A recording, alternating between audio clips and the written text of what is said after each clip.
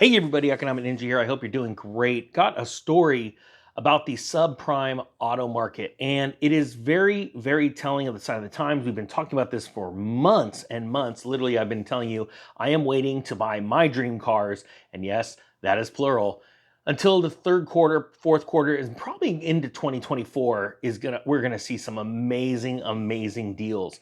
Now let's talk about subprime auto loans. First off, subprime stands for essentially a market of lending that caters to people of less than desirable credit, usually normally under 600 FICO scores, and where there's other issues, blemishes in the credit, low income, things like that, right?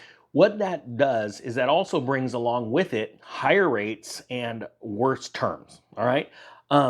And right now we are seeing a massive company, a very large company that just closed its doors, and it did it very, very abruptly, and it focuses in the subprime auto business. All right. Now, we've talked before about the amount of repos that are going on around the country, and those repos really we are seeing them in earnest. Last June, I believe it was June, July, maybe even as early as May. We were seeing these massive numbers coming out. And now we're starting to see that shift. Around August, we started to see the shift in September with the auto auctions, where cars were sitting on the dealership, or sorry, on the auction block longer. They would go up to the thing, no bid, no bid, no bid, go down off the other side and get parked again, right? So now we have lenders in a lot of trouble. Check this out. It says on February 24th, American Car Center, a used car retailer which targets subprime borrowers, abruptly ceased all operations, according to media reports. The Memphis, Tennessee-based private company fired all of its 288 headquarter-based employees and closed its offices at 40 dealerships across 10 states. The immediate closure of a sizable firm late on Friday afternoon were not unusual, as was not unusual enough. American Car Center management apparently sent a message to its staff the previous day that it was working with its lenders to improve liquidity and continue operation. American Car Center is owned by the U.S. hedge fund York Capital Management. All right, let me stop right there and say, I'm talking about two different things. We have dealers that are going out of business. We have lenders that are going out of business. There are some dealers that do take risk.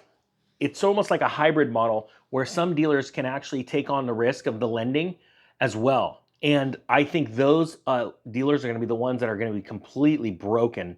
Because if you think about it, if a dealer is taking on some debt and financing some of these deals themselves, they're that much more susceptible to loss, because it's one thing to just sell the car, an independent, the buyer goes and gets a loan from a bank or a lending institution, and then you sell them the car, and then they default on that car loan, and then it's the bank that takes on that risk, right? Not the dealer. But there are dealers that actually do this as well. Now, it says right here, the reason for American Car Center's action seems it's almost certainly linked to the deteriorating state of the subprime auto loan market. Cox Automotive, the automotive data analytics firm, reports that 7.11% of subprime loans were severely delinquent in December of 2022. That's up 6.75%. It's up from 6.75% in November, and from 5.5%, give or take a little bit, in December of 2021. So you're starting to see the delinquency rate rise more and more and more. Even more concerning, the 7.11% December 2022 severe delinquency rate was the highest monthly figure since Cox began tracking data in 2006.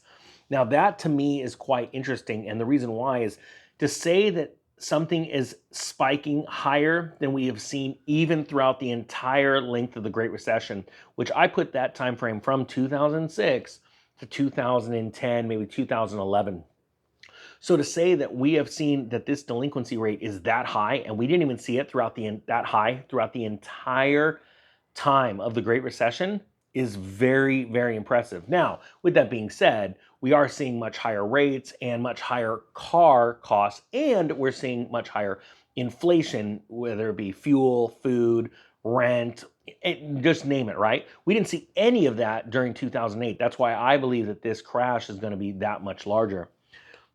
Now, it says right now, according to the IBIS World, about 19.6 billion of subprime auto loans are expected to be written in the United States in 2023 alone. This amount represents only about 11% of the overall US auto market of about $173 billion. But the sharp increase in delinquencies among the riskiest auto borrowers could very well be a leading indicator of broader auto loan problems and perhaps for the overall economy. Now, if you think about it, even being around 11% for subprime, and a lot of people go, yeah, but what if the whole subprime market just implodes? That's not going to take down the rest of the market. I would actually argue that it could, but it would take a while. And the reason why is you have a small percentage of loans over here, whereas over here you've got a lot of loans. If this implodes, the companies that make up these loans are the same ones that make up the non-subprime, right?